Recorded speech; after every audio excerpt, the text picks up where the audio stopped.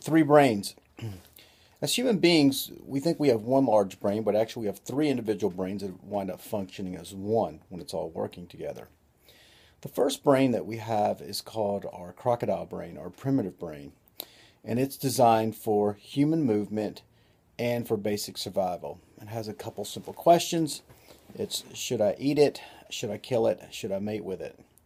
Other than for breathing and movement, and that's how we kind of started out life, was from that primitive brain, which is our breathing and when we rolled over and began to crawl around. That's what that brain was designed to do. And we started developing it first. Then at a certain age, the midbrain starts to come in line. And that's where your child asks, Mommy, who's that? And it's more social, and it's also more emotional.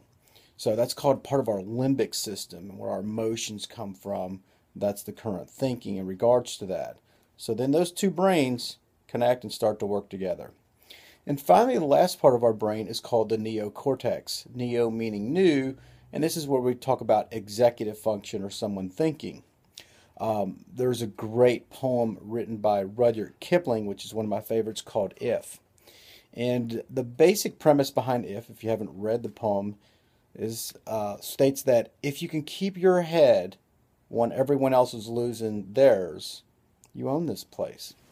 And when we develop this part of our brain and this skill set of being able to think while under pressure, is what allows for great pay raises, for great life decisions, and for making fewer bad decisions in life through executive function.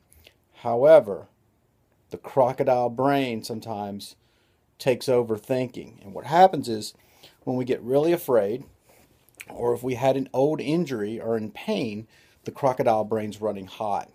And the crocodile brain has the three F's: freeze, fight, or flight.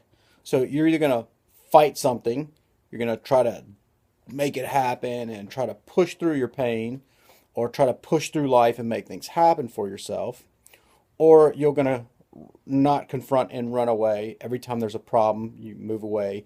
Every time you experience pain, you move away.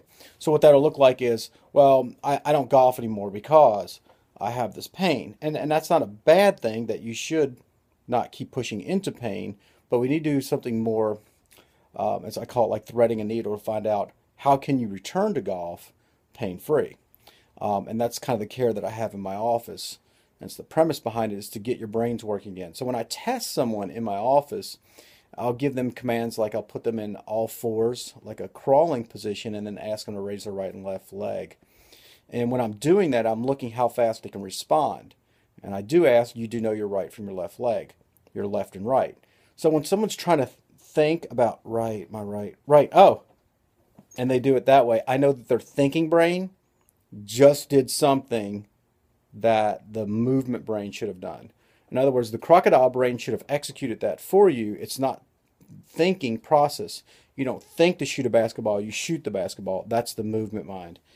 And what happens is people get when they have pain, or you have a lot of anxiety, or you have depression, usually the crocodile brain's running too hot. It's taking over your life. Now the crocodile brain's making decisions for your life as executive function, which is not designed to do that. And the thinking mind is now trying to do movement. So the two brains are now kind of reversed. So that's part of the care strategy in my office, is to help people figure out, number one, what's going on in their lives. What are the things that we can do, and skills that people may need to learn how to relax under pressure, to practice deep breathing, get their breathing back down, so we calm the crocodile brain down. Because when the crocodile brain gets too hot, it actually shuts off the thinking part of the brain, and people can't think clearly. Someone who's drowning typically panics more, and they don't survive, they go under. But if we get that person to calm down, like a lifeguard in the water, say, look, just relax here, I'm with you, you're okay, just take a deep breath, and then teach them how to float, we're going to get them out of the situation. So that's how I deal with pain. It's like almost like dealing with a drowning person, is get them to relax, and then start developing skill sets of learning how to breathe, until we can get the movement mind back up and get the thinking mind out of the picture. The thinking mind keeps wanting to execute movements. You shouldn't have to think about how to walk. You shouldn't have to think about how to reach your right arm. You shouldn't have to think about how to crawl. If that's occurring, then I know the thinking mind is doing that, and the movement mind or crocodile brain is the two are reversed. So that simply covers a little bit about the three brains, how they really work, and what's the best, kind of give you a little bit of insights of how I began to address that and get those back to functioning the way they're designed. Thanks a lot.